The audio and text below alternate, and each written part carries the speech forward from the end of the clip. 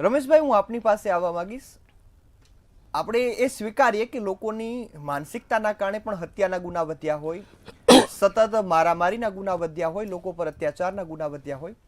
આપ પોલીસની કામગીરીને કઈ રીતે જોઈ રહ્યા છો? કારણ કે અગાઉ જે વિડીયો પણ વાયરલ થયા તેમાં આરોપીને જ્યારે પોલીસ કાનમાં કહે છે ત્યારે આરોપી લંગડાવવા માંડે છે. આવા વિડીયો પણ સામે આવ્યા. પોલીસ પર આક્ષેપ કરતા પણ વિડીયો સામે આવ્યા. સરકાર સામે આક્ષેપના વિડીયો સામે આવ્યા. એ મુદ્દાને કઈ રીતે જોઈ રહ્યા છો? જી રોનકભાઈ, જે પ્રકારે ક્રાઇમ વધી રહ્યું છે, એ ક્રાઇમ વધી રહ્યું છે એનું કારણ એક તો સ્પષ્ટ કહું, જે રીતે વ્યાસ સાહેબે, દીપક વ્યાસ સાહેબે વાત કરી કે પોલીસ સ્ટેશનમાં કોઈ પણ વ્યક્તિ પોલીસને જાણ કરે, કોઈ પણ બનાવ બને તો મોટાભાગના કિસ્સાઓની અંદર જ્યારે પણ કોઈ ઇન્સિડન્સ બનતો હોય, મારામારીનો કે અન્ય કોઈ, ત્યારે કોઈ પણ વ્યક્તિ છે ને સીધા પોલીસ કંટ્રોલ ઉપર 100 નંબર પર ફોન કરીને પોલીસ પીસીઆર વાનને બોલાવે છે. પીસીઆર વાનને બોલાવે કોઈ પણ નાગરિક અને એની વાત કે એટલે એ પીસીઆર વાન પોલીસ સ્ટેશને લઈ જાય છે અને અહીંયા ઇન્વેસ્ટિગેશન ડિપાર્ટમેન્ટની અંદર એમની જો મેસેજ હોય એ મેસેજ ફોલો કરે છે. પરંતુ પોલીસનું કામ છે કે ભારત દેશનો કોઈ પણ નાગરિક જ્યારે ફરિયાદ કરવા જાય ત્યારે ફરિયાદ સાચી છે ખોટી છે.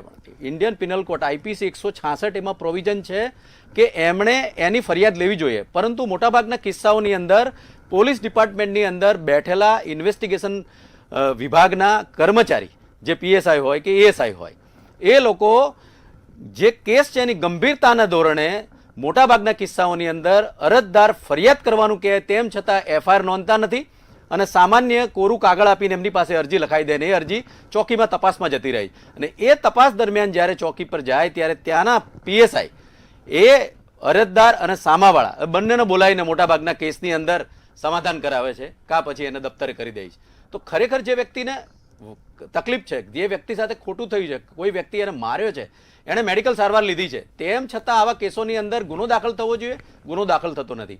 અને ઘણા કેસની અંદર જો ગુનો દાખલ થાય અને એ કેસ કોર્ટમાં ચાલતો હોય, એની સામે ચાર્જશીટ દાખલ થઈ જાય, ચાર્જશીટ દાખલ થયા પછી જ્યારે એનું ટ્રાયલ ચાલતું હોય ત્યારે અરજદાર તરીકે પહેલી આપણી એ ફરજ બને છે, જે સાહેબે કહ્યું કે કન્વિક્શન રેટ છે એ ઊંચો લાવવા માટેની વાત એ છે કે જ્યારે કેસ ચાલતો હોય કોર્ટની અંદર ત્યારે ફરિયાદીએ ધ્યાનમાં રાખવાનું હોય કે જ્યારે એમણે ફરિયાદની અંદર જે સ્ટેટમેન્ટ લખાયું હોય છે એ સ્ટેટમેન્ટ જ્યારે કોર્ટની અંદર ફરિયાદમાં ક્રોસ લેવાતી હોય ત્યારે ફરિયાદીની ઉલટ તપાસ થાય છે અને સામેવાળાની પણ એડવોકેટ ઉલટ તપાસ કરતો હોય. આવા દરમિયાન તમે આપેલું જે સ્ટેટમેન્ટ છે એ જો પરફેક્ટ હોય તો 100% સામે બેઠેલા મેજિસ્ટ્રેટ છે એ એની સામે કાયદેસરની કાર્યવાહી કરી અને સજાપાત્ર ગુનો હોય તો એને સજાનું. પરંતુ મોટાભાગના કેસની અંદર ફરિયાદી શું કરતા હોય છે કે જે ફરિયાદની અંદર જે ડિટેલ્સ લખાવી હોય છે, જે હકીકત લગાવી હોય છે, એ હકીકત છે એ વખતે ભૂલી જાય છે અને હોસ્ટાઇલ થઈ જાય છે, જેના કારણે આરોપી છૂટી જાય છે. અને આવા આરોપી જ્યારે બહાર આવે છે ત્યારે ખુલ્લેઆમ દાદાગીરી કરીને ફરી પાછું બીજું ક્રાઇમ કરે છે, એટલે ક્રાઇમનો રેશિયો પણ વધે છે. રમેશભાઈ, મારો એક સવાલ છે આપને. આપ પોલીસની કામગીરીમાં કઈ ખામી જોઈ રહ્યા છો? કારણ કે આપ પણ વિપક્ષ છો. કદાચ પોલીસની કામગીરીમાં હું ઘણી ખરી કામગીરી એવી છે પોલીસની કે જે બિરદાવા જેવી છે કે હું માનું છું ત્યાં સુધી કે જે લોકો ડાયરેક્ટ પોલીસ ઇન્સ્પેક્ટરની પરીક્ષા પાસ કરીને આવ્યા છે, ડાયરેક્ટ પીએસઆઈની પરીક્ષા પાસ કરીને પોલીસ ડિપાર્ટમેન્ટમાં આવ્યા છે, જે લોકો યુપીએસસી ક્લિયર કરીને ડીવાયએસપી ડીસીપી કક્ષાના અધિકારી, કે જે લોકો એજ્યુકેશનથી ડાયરેક્ટ પોલીસ વિભાગમાં આવ્યા છે અને જે લોકો કોન્સ્ટેબલથી પોલીસ વિભાગમાં આવીને સિનિયોરિટી પ્રમાણે ડીસીપી સુધી પહોંચ્યા છે, એ બંનેની કામગીરીમાં જમીન આસમાનનો તફાવત છે. જે લોકો ડાયરેક્ટ રિક્રુટમેન્ટના માધ્યમથી પોલીસ ઇન્સ્પેક્ટરથી લઈને ડીવાયએસપી સુધી ભરતી થયા, એવા લોકોની પોલીસની કામગીરી કરવાની પદ્ધતિ બહુ જ સારી છે.